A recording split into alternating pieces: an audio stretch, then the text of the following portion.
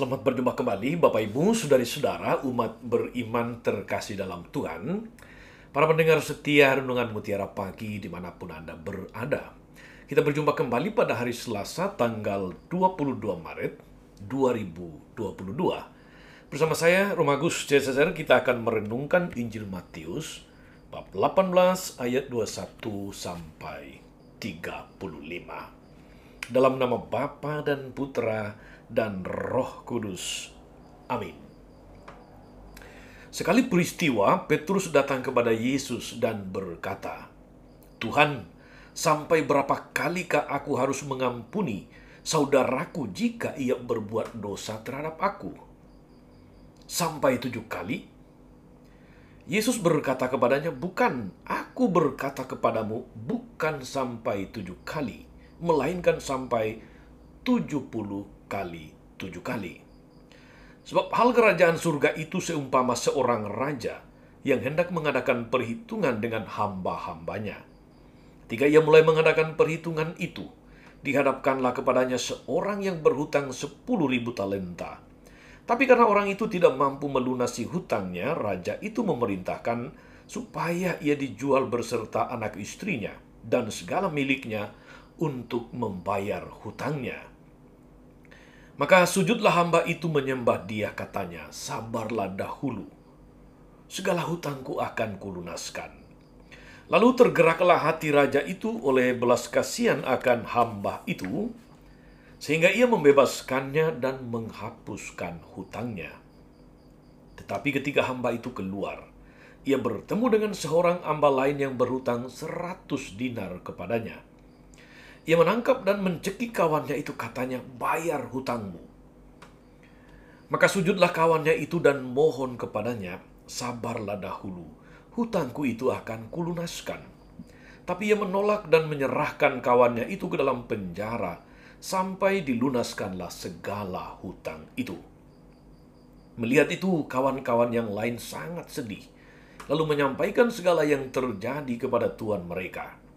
Maka raja itu menyuruh memanggil hamba pertama tadi dan berkata kepadanya, 'Hai hamba yang jahat, seluruh hutangku telah kuhapuskan. Seluruh hutangmu telah kuhapuskan karena engkau memohonnya kepadaku. Bukankah engkau pun harus mengasihani kawanmu seperti aku telah mengasihani engkau?' Maka marahlah tuannya itu dan menyerahkan dia kepada algojo-algojo, sampai ia melunaskan seluruh hutangnya. Demikianlah Bapakku yang di sorga akan berbuat terhadap kamu, apabila kamu masing-masing tidak mengampuni saudaramu dengan segenap hatimu." Demikianlah sabda Tuhan.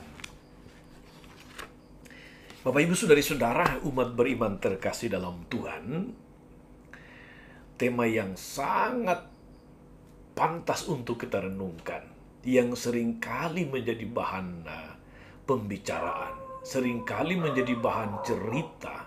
Ini adalah soal mengampuni orang yang bersalah. Rasul Petrus bertanya kepada Yesus, "Sampai berapa kali aku harus mengampuni saudaraku yang bersalah terhadapku? Sampai 7 kali? Atau 70 kali 7 kali?"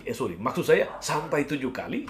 Yesus katakan, bukan 7 kali, tapi 70 kali 7 kali. Saudari-saudara, umat beriman terkasih, pertanyaan Petrus itu rasanya juga menjadi sebuah pertanyaan dari kita masing-masing. Soal mengampuni. Mengampuni saja sudah susah, apalagi harus mengampuni dengan tulus hati. Kerap kali dalam perjumpaan, dalam pengalaman, dalam komunikasi kita dengar kalimat itu. Lebih sering, saudari-saudara, kita mengatakan, "Cukuplah pengampunanku bagimu. Sabar ada batasnya. Tiada maaf untukmu, tiada ampun bagimu."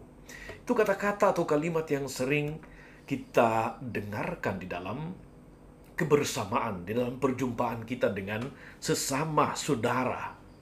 Tapi hari ini saudara-saudara, kita diberi satu peringatan yang besar oleh Yesus bahwa kita harus mengampuni 70 kali 7 kali. Bapak Ibu saudara-saudara, jangan menghitung. Kalau 70 kali 7 kali itu berarti 490 kali. Bukan soal hitung-hitungan, bukan soal matematika, tapi Yesus mau mengatakan bahwa yang namanya pengampunan itu harus diberikan setiap saat. Tidak hanya 1-2 kali, tidak hanya 7 kali, tetapi berkali-kali. Ditampilkan kepada kita dalam Injil saudara-saudara sebuah contoh tentang hamba yang jahat. Kepada dia Tuhan memberi kemurahan hati. Ketika dia meminta, sabarlah dahulu hutangku akan kulunaskan. Tetapi kepada teman hamba yang lain, dia dengan sangat tegas dan tanpa belas kasih mencekik kawannya itu, menyerahkan dia ke penjara. Padahal dia sendiri baru mengalami pengampunan, kemurahan dari tuannya. Akibat dari hal itulah kemudian dia dihukum oleh tuannya sampai utangnya dilunaskan.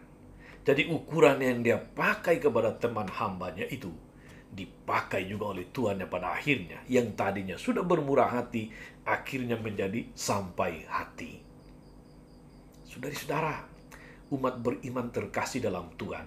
Sekali lagi, kalau ditanya sampai berapa kali kita harus mengampuni saudara yang bersalah kepada kita, jawabannya singkat.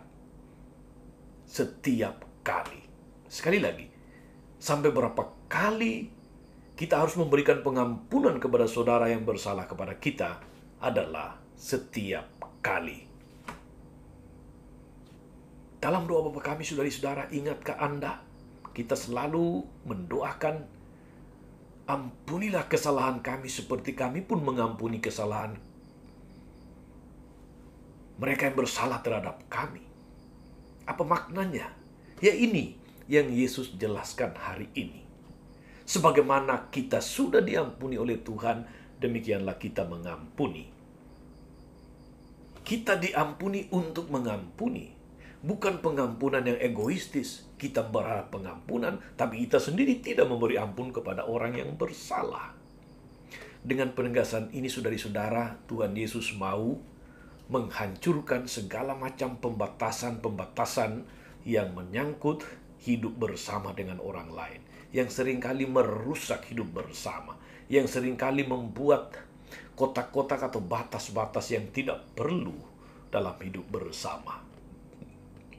Jadi saudari-saudara, sampai berapa kali Anda harus mengampuni orang yang bersalah kepada Anda? Yaitu setiap kali. Selamat mengampuni karena Anda sudah diampuni.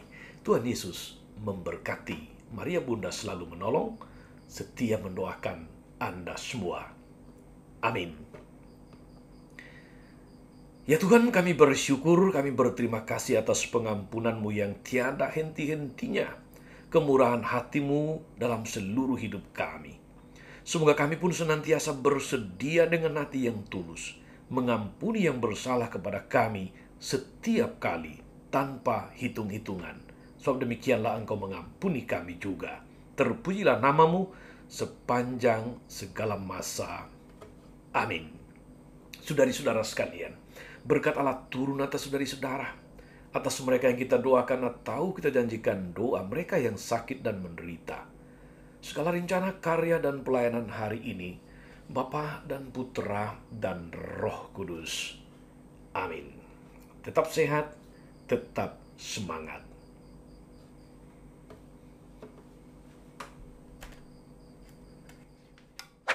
Jangan lupa like, subscribe, nyalakan lonceng notifikasinya.